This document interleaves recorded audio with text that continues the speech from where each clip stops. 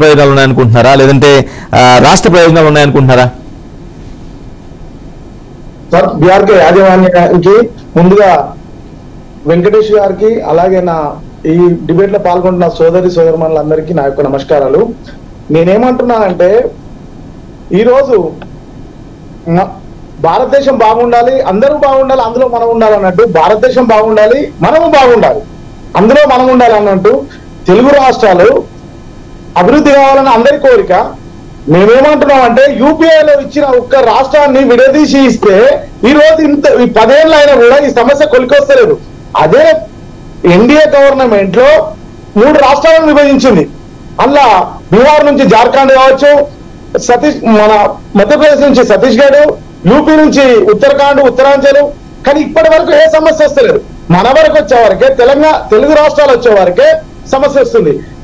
తెలుగు రాష్ట్రాలలో మనకు యూపీఏ ఆ రోజు సుష్మా స్వరాజ్ గారు, మా ప్రతిపక్ష నేతల సుష్మా స్వరాజ్ కూడా ఆ రోజు మద్దతు ఇస్తేనే ఈ తెలంగాణ రాష్ట్రం మనకు ఏర్పడ్డది.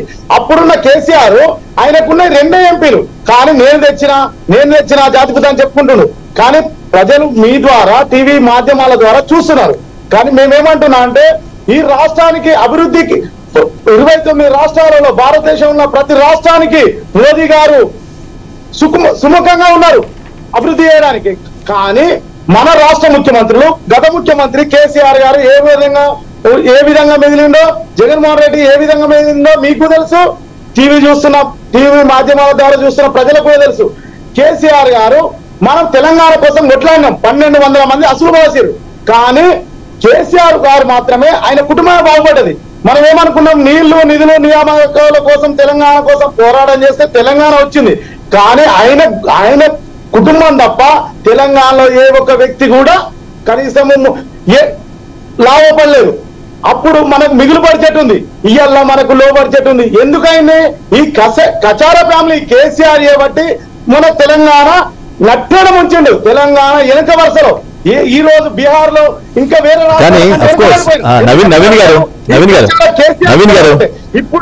నవీనాథ్ గారు మీరు గత ప్రభుత్వాన్ని విమర్శిస్తున్నారు. ఓకే, గత ప్రభుత్వాన్ని విమర్శించే ప్రయత్నం చేస్తున్నారు. నవీన్ గారు వినాలి నా మాట.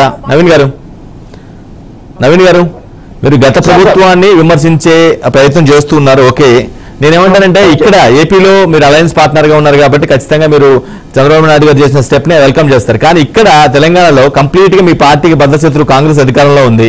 సో ఇటువంటి క్రమంలో మీ జోక్యం చేసుకొని అంటే ఆ సమస్యలు ఏదైతే విభజన సమస్యల పరిష్కారంలో ఖచ్చితంగా కేంద్రం పాత్ర కూడా కీలకంగానే ఉంటుంది కాబట్టి మీరు అంత ఈజీగా జోక్యం చేసుకొని సార్ట్అవుట్ చేసిన పరిస్థితి ఉందా? సార్ మేమేమంటున్నామంటే ఎలక్షన్ వరకే రాజకీయాలు సార్. ఎలక్షన్ తర్వాత కేంద్ర ప్రభుత్వం, రాష్ట్ర ప్రభుత్వం మన ప్రజల కోసము మనం పనిచేయాలి. కాబట్టి కేంద్ర ప్రభుత్వం అయినా రాష్ట్ర ప్రభుత్వం అయినా మన ప్రజలు, మన భారతదేశంలో అందరూ బాగుండాలి, అందులో మనం ఉండాలి.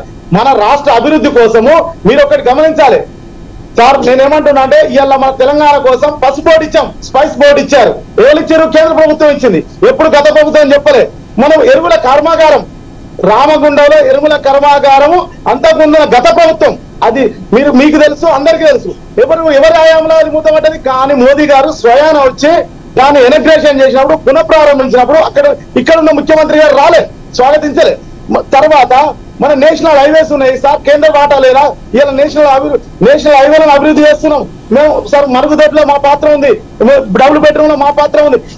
లాస్ట్ గతే శ్మశాన వాటికలో వాడి ఎందులో కానీ కేంద్రం వాటా లేదా? ఎందులో లేదా చెప్పండి.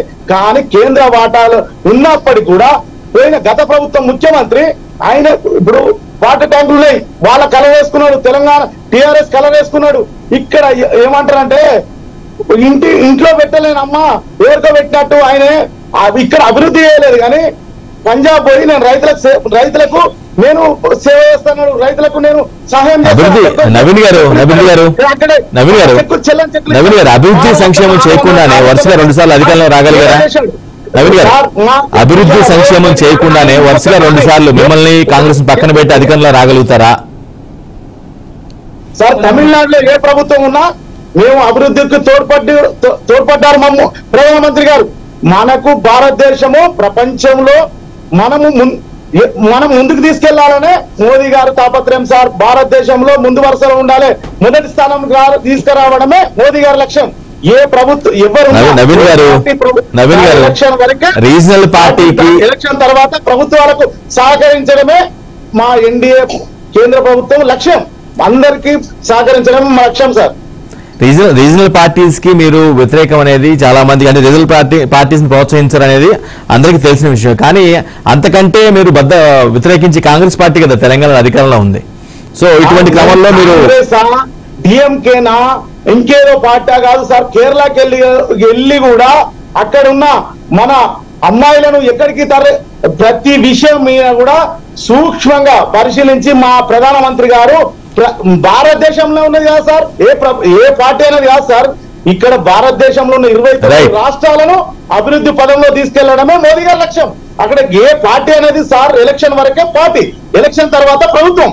మన ప్రభుత్వం తరఫున ప్రజలకు సేవ చేయడమే, ప్రజల చేత ఎన్నుకోబడ్డ ప్రభుత్వం కాబట్టి ప్రభుత్వానికి ప్రజలకు మనం సేవ చేస్తున్నాం. ఇక్కడ ఈ పార్టీ ఆ పార్టీ అని కాదు. మోదీ గారు మీరు చూశారు, మాకు తమిళనాడులో మాకు లేదు, మాకు సీట్లు లేవు, కానీ తమిళనాడుకు నిధులు ఇవ్వలేదు సార్, ఇచ్చాడు. తెలంగాణకి ఇవ్వలేదా? ప్రతి దానిలో మా వాటా ఉంది. కానీ ఇక్కడ ఉన్న ముఖ్యమంత్రికి సోయి లేకుండా, ఎందుకంటే గత ముఖ్యమంత్రికి సోయి లేకుండా ఎప్పుడు తాగి పడుకునే ముఖ్యమంత్రి, ఎక్కడ పామోద్రం వరకు ముఖ్యమంత్రికి సోయి లేదు కాబట్టి ప్రతి దానికి వాళ్ళ కొడుకు ఎవరు ఉన్నారు, షాడో సీఎం అంటారు కేటీఆర్. మతి స్థిమితం లేక మా ప్రభుత్వాన్ని, మరి మనకు కేంద్ర ప్రభుత్వం నుంచి ఇన్ని వాటా వచ్చింది, మరుగుదొడ్లలో మా వాటా ఉంది, అన్నిట్లలో ఉండాలి సార్, దేనికి దానికే ఉండాలి. పార్టీ వేరు, ప్రభుత్వం వేరు. నవీన్ గారు మొదలు పెడితే హైవేలు కానీ, మరుగుదొడ్లు కానీ, మీరు ఎరువుల కర్మాగారం కానీ, నేషనల్ హైవేస్ కానీ ప్రతి దానిలో మా వాటా ఉంది సార్. లేదా నిరూపించమనండి, ప్రతి దానిలో ఉంది. ఇప్పుడు కూడా సుజాత్ గారు, నవీన్ గారు మీకు మళ్ళీ మీకు అవకాశం ఇస్తాను. నవీన్ గారు మళ్ళీ మీకు అవకాశం ఇస్తాను. సుజాత్ గారు రైట్, ఒక పాయింట్ నవీన్ యాదవ్ గారు రైట్ చేసిన పాయింట్లో ఒకటి, బీజేపీ కాంగ్రెస్ రెండు